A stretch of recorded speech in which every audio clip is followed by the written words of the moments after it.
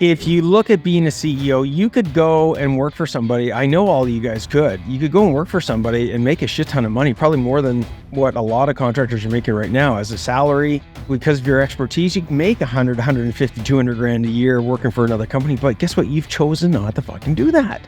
If you don't have that blueprint, if you don't have that visual aid of what it is you're trying to build, it's going to be impossible to build it. That organizational chart, that's the standard name. I call it accountability chart because it holds people accountable, including yourself. It really lays out that blueprint, so you know what it is your business currently looks like. Hey, Rockstars, Andrew Houston here. Welcome to another No Bullshit podcast for contractors. What are we going to be talking about today? Well, near and dear to my heart, and I know it's near and dear to your heart as well, is hiring, okay? But we're going to put a different spin on this, which is it's such an important thing to get your hiring right, but I think we get it wrong in the wrong order. We've got to be looking at hiring for long-term success. So that's what we're going to be talking about today. So is this a podcast you should keep listening to? Well, let's just see. If you're struggling and have been struggling with finding, attracting, landing, keeping A players, even getting B players for that matter, then you might want to listen to this. If you're looking at, being in business for the next year or 2 or 3 or 5 or the next decade, you might want to listen to this because growing a team, maintaining a team is going to be something that you're going to have to deal with. I know you're already dealing with it right now. If you're looking at really getting the most out of your business, I think a lot of business owners got into business in the first place to, yes, make money, okay? To make the business be the best investment as possible. We'll touch on that in just a second, but to get the freedom that they want, to be able to do the things that they want, the way that they want it, and not be imprisoned to the business. And in a lot of cases, if you don't get this right, as far as your hiring for long-term success, then you're going to constantly be pulled back into the business. You're going to become a prisoner to your own business. And if any of this relates to you, then keep listening. If it doesn't, then guess what? Turn it off and go do something that's worth more of your time. Okay. So we're going to get right into how we're going to give you guys the insights. This is the No Bullshit podcast. When I say no bullshit, I bring this up all the time because I really believe that there's a lot of people out there that are full of shit. In other words, they're not giving you tactics. They're not giving you strategies. You're driving in your truck, you're listening to a podcast or some, audio of something, something on YouTube, and you get to the end of it, it's 10, 15, 20 minutes later, and you're like, fuck, man, I just wasted my time. They didn't really tell me what to do. Well, that's not what this podcast is about, okay? I call bullshit, okay, on those people that do that. This is going to be no bullshit. I'm going to give you guys tactics, strategies, and how to go about applying these things. So again, the focus today is what? On hiring for long-term success. So let's talk about what you need right now. Well, when we're looking at long-term success, you have to do things that get you thinking long-term. It sounds so obvious, doesn't it? But how much of your time is spent being reactionary to things? Like how many things are you focused in on trying to solve that's a problem that you had to deal with last week, or you're trying to prevent this week, instead of thinking out far enough? You see, one of the very first things that we have to do when we're looking at what you need right now is I want to get your head in the right place. I want you to get in the right mindset. And I'm not talking about fluff and stuff and sitting on top of a freaking mountain, pie in the sky, arms crossed, meditating that, oh man, if I think everything's going to be great, it's going to be great. No, that's bullshit, in my opinion. It's good to sit and meditate. I do some of that myself, and it's very beneficial, but it has to be related to taking action, okay? If you want your hiring to work, okay, you've got to start thinking about what is the value of this.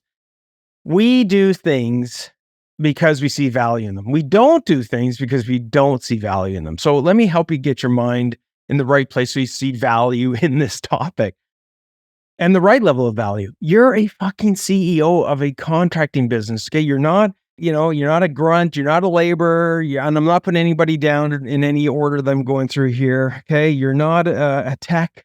You're not a foreman or a project manager. And the list goes on and on. Now, you might wear those hats every once in a while, But that's not what you're here for. You're here to run a contracting business and to be a champion CEO. And for me, a champion CEO means a champion in control of their business and in control of their life and getting all those financial rewards. So you have to look at a team as one of the greatest pathways for getting there. If you look at being a CEO, you could go and work for somebody. I know all of you guys could. You could go and work for somebody and make a shit ton of money, probably more than what a lot of contractors are making right now as a salary. Because of your expertise, you can make 100, 150, 200 grand a year working for another company. But guess what? You've chosen not to fucking do that. You've chosen to actually right now in this moment, maybe make a lot less than that. There's a lot of contractors that come to us at Prof for Contractors and they're making less than their employees. I mean, does that make any sense? Like, why would you do that? Why did I do that? Why would anybody do that? Because you're an entrepreneur.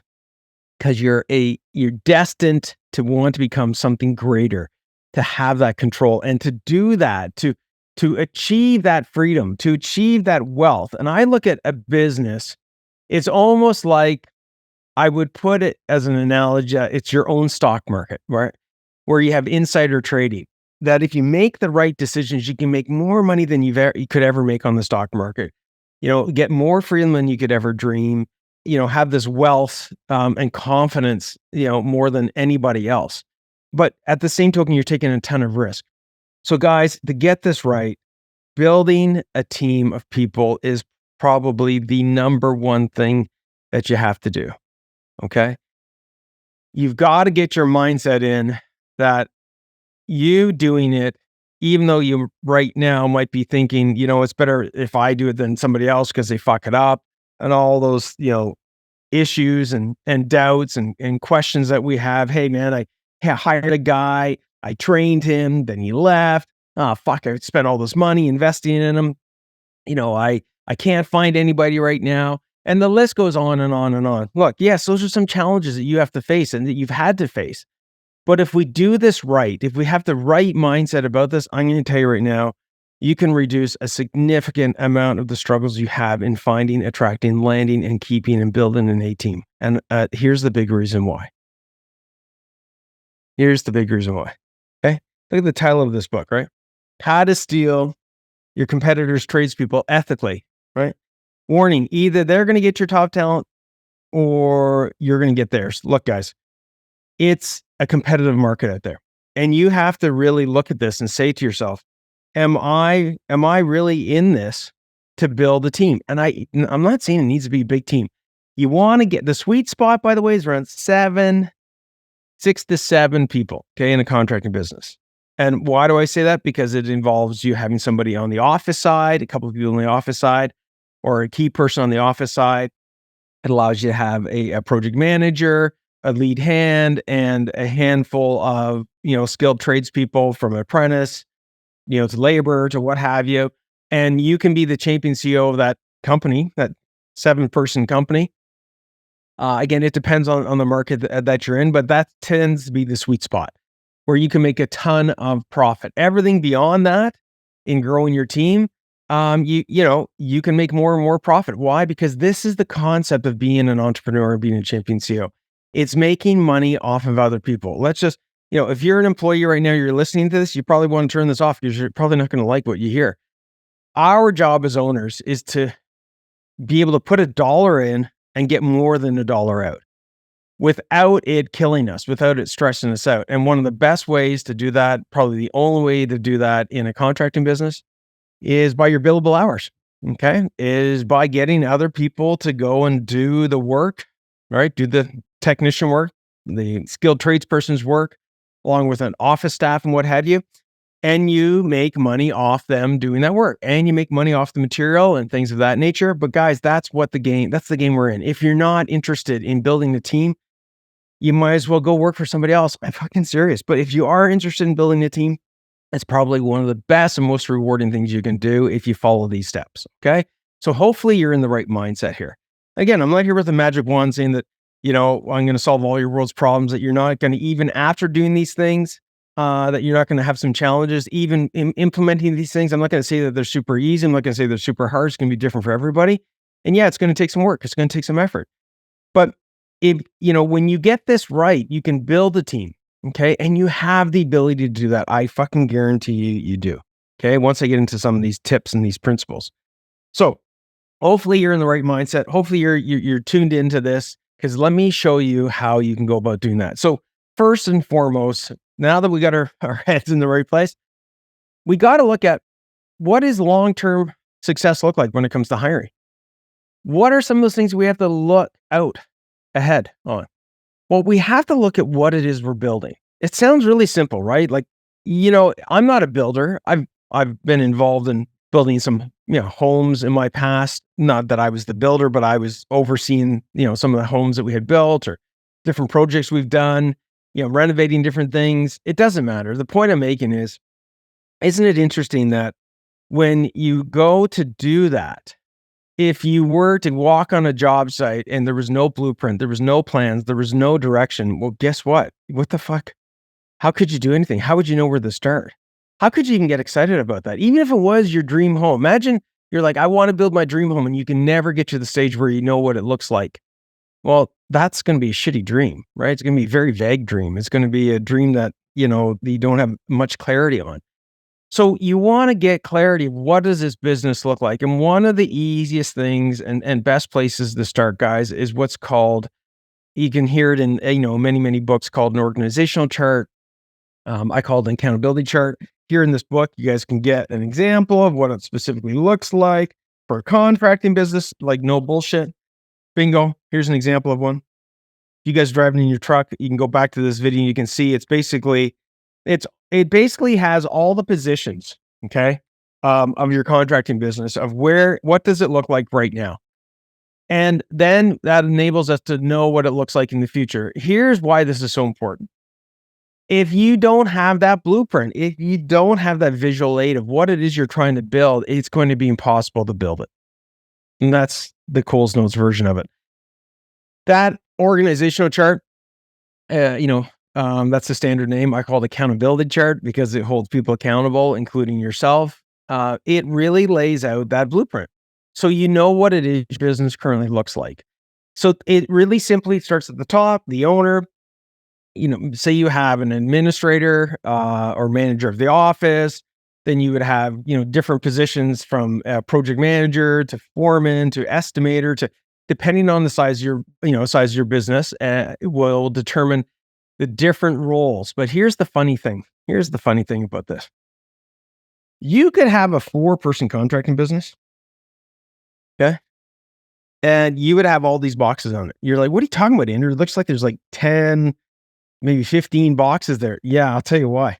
Because an organizational chart is not based upon the people that you have. I'll say it again.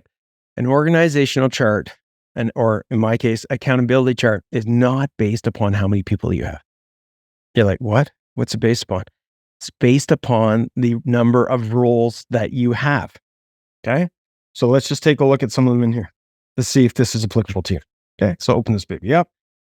Project manager, sales and marketing manager, office manager, warehouse, inventory person, installation crew, accounts payable, accounts receivable. Like, guess what? I don't care how many people you have working for your business. Somebody's wearing those hats, and it might be you wearing all those hats. But here's why this is important. Looking for long-term success is you want to get out of your head what this map looks like, what this blueprint looks like. So you can look at this and go, holy shit, I'm wearing all these hats. Now what this allows us to do is allows us to pinpoint what are the hats that I need to work on getting rid of. Now you might be like, Andrew, but it's so difficult to find people. Okay, we'll get to that in a second, okay? But you got to know what you're building, and to know what you're building, you got to start with where are you at? With knowing what hats you've got.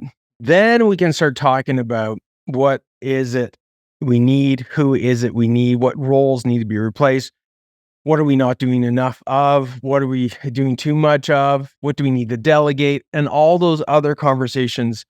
Coming back to my little desk analogy, what do you got to delegate, eliminate, systemize, and keep? We'll get to that in a second. But know your map, okay? So step 1 is know your current map. And step 2 is looking at that going, what is missing? How many times do I see a champion CEO, they come to the profit contractors and they start mapping this out. And it sounds crazy. Well, it sounds crazy to me, but one of the roles they forget to put on here is like an administrator. And an administrator, we're talking about somebody doing the paperwork or doing the documents, those things, invoicing, accounts receivable, accounts payable, ordering material, things of that nature, all those things that we suck at, missing on that map. So get the current map, identify what's the future map look like. Now, don't get too crazy. Just say to yourself, what's this got to look like in the next 90 days? So that's step one for how we look at long-term success. Step number two around that is to ask yourself, like, what's this going to enable me to do? How much more am I going to be able to grow this company? How much more work am I going to be able to do? And how much more profits am I going to be able to make? And how much more freedom is this going to give me? Going back to these core principles around freedom, control, and wealth.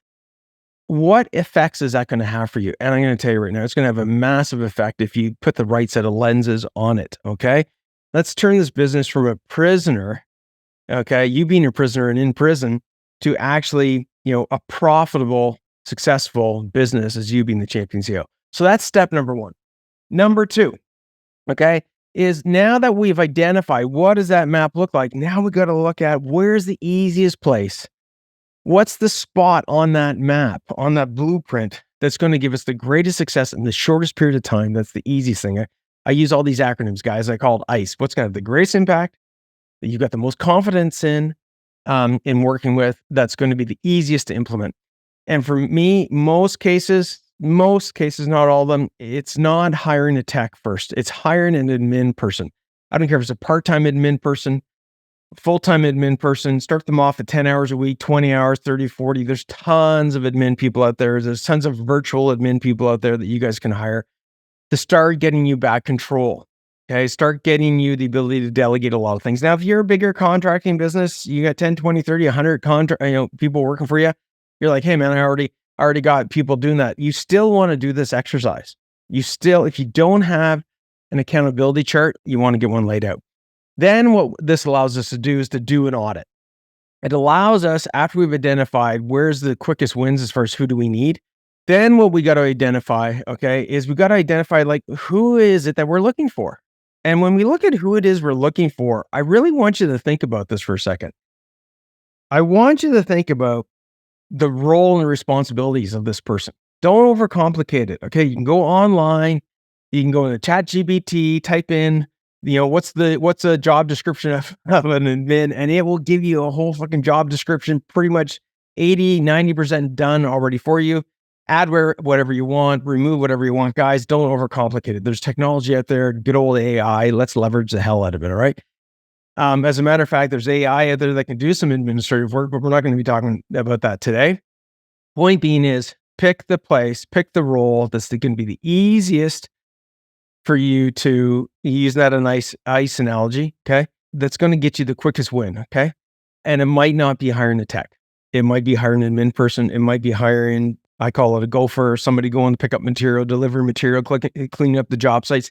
Start with the easiest, guys. Start with the easiest, not the hardest, based upon that map. Now, so what have we talked about right now? We've talked about getting yourself in the right mindset. We talked about mapping out your current, blueprint of what does the business look like right now based upon the roles and responsibilities, and looking at the next 90 days. If you're a bigger contractor and you're able to look out further, then what does that accountability chart look like further out? Okay. What are the roles that are missing that you haven't thought about that you need? All right. So that's how we start looking at things for long-term success. Now we're ready to go and find somebody. Now let's think about this for a second. When we're looking at finding somebody, the very first thing we got to look at is ourselves. You're like, what are you talking about, Andrew? I'm looking at finding a skilled electrician. I'm looking at, licensed electrician, or I'm looking at finding this admin person. Like I thought that we'd be talking about how to find them. Well, it's interesting. If you can't attract people, don't worry about finding them. Now, I know that's in the sequence that I lay out, especially in the beginning of this book. It's an awesome audit we want to get, okay? How to find, attract, land, and keep A players. So why am I going to attract? Because even if I tell you where to find them, if you're not worthy of somebody raising their hand to come and work for you, well, then what's the point of putting in any effort in finding them? So I would like you to think about, are you attractive? I mean that honestly. Are you attractive? And how attractive are you? One of the best methods to do that is you got to compare yourself. It's the reality. It's funny. If you walk into a room by yourself, as far as this term being attractive, and you're all by yourself, well, you're the most attractive person in the room, right? But as soon as somebody else comes in and there's somebody else to compare to, now it changes. One of you is going to be the most attractive and one's going to be the least attractive. So where I'm going with this, guys, is if you don't compare yourself to your competition, you're not going to know how you compare as far as how attractive you are, as far as being an employer for these prospective people that you want to bring on. So compare yourself, get really deep into understanding your competition. And it does take time. This is why one of the best people I recommend that you bring on, back to the previous conversations, is an admin person. They can do so much of this heavy lifting for you. It's unbelievable. They are probably, to me, one of the most important roles in your whole company. And if you have an admin and you're not utilizing them to list like a spreadsheet of all your competition, let's say your top 5 competitors in the area that have potential talent, this talent that you're looking for to ethically steal from, then what are you going to know where your strengths and weaknesses are? You're not. So get your admin person if you have one, or it might be you, okay? Or you can, go and hire somebody to go and do this for you, on Fiverr and things of that nature. It doesn't have to be you, to compare your competition. So, and you want to rate them based upon what is it that they're offering, okay? And what are you offering and there's a whole list of different things, okay? First and foremost, from an environment perspective, from a flexibility perspective, more than likely you're going to have to be focusing in on, not more than likely, you will have to be focusing on millennials, Gen Zs, because that's the next generation coming up. So you got to focus in on things like technology and flexibility and, benefits and things of that nature. But first and foremost, know your competition, know how attractive you are, and then you've got to make the necessary steps to become more attractive. And that might mean getting somebody from Fiverr, or, there's lots of other sites out there that can help you out to boost, to get your social media up there, to get your reputation marketing up to where it needs to be. But look, if you're not attractive enough and you're walking into, imagine you've got I know it sounds like a weird analogy, but just imagine this, right? We're walking into this room. There's all these people standing up on stage, and they're the people that we want to attract, all right? And we come walking in, and when I say attract, say we're trying to go on a date with these people, and we smell and we're dirty and we're not presentable and we can't communicate and we're not good listeners and we're not able to have an easy conversation. You're not going to have any success getting a date, are you? Now, somebody else comes walk along and they're attractive, they smell good, they look good, they present themselves well. They've done some research on the people that are up on stage, know what to talk about, know what their interests are and things of that nature. Their chances of getting one of these people on the stage to be attracted to them is exponentially higher than yours. You have to take that same approach when it comes to hiring. Would you work for you? All right. Next question. Would you work for your competition? That's a great question. 2 questions to ask. Would you work for you? And would you work for your competition? And in comparing, what it is that you have to be attractive, to people out there, prospective employees, versus your competition. So start with that. And guess what? Last little bit I want to talk about here is you have to always be hiring. You have to always be looking. When I say always, it doesn't mean like every day. You have to be going through these exercises of looking at your blueprint, figuring, identifying, am I on track? But you should do it at least on a regular basis. If this is the beginning for you, you want to do more frequent than, once you get into a rhythm of it. In other words, you want to look at this at least weekly. If you don't have any of this in place, you want to look at this weekly. Why? Because guys, it's a skill set. Hiring, finding, attracting, landing, and keeping A players. building an A team is a fucking talent, and it can be learned. It totally can be learned. Look at in here, guys. Get your hands on this book. Okay, I make no money on this book. Look, here's an induction checklist so that when you do find somebody, that you bring them on properly. There's ads in here, guys, so you can create the proper ads. There's communication meetings in here, so you can keep the A players that you currently got, as well as a full audit to know where it is that you've got to start. Okay, and to audit how good your hiring process is. So always be hiring. A lot of times we look at hiring people when we need them. That's the wrong time, guys, to be looking at them. You should be looking at building and upgrading your A team all the time. That way you have a list of people that are interested that you can reach out to, so that when you do need them, you've got this roster of people. All right. And again, don't do all this heavy lifting yourself, whether it's through Fiverr or other sites that are out there, whether it's through your admin. Delegate a lot of this, but you've got to get it done. All right. Hiring for long-term success means you have to be looking at things long-term. So hopefully that was helpful for you guys. This idea of Gen, millennials and Gen Zs, they're lazy and all the rest of that is a bunch of bullshit. Okay. Yes, they want a better lifestyle. Yes, it's a fact. They don't want to be working 80, 90 hours a week. Okay. Like back in the industrial age. Well, it's a different time. It's a different period. And if you don't adapt to that, then you're not going to attract those people. You're not going to keep them. At the same token, they're very technology driven. They're all about efficiency. They want to have a future. They want to know what the future is.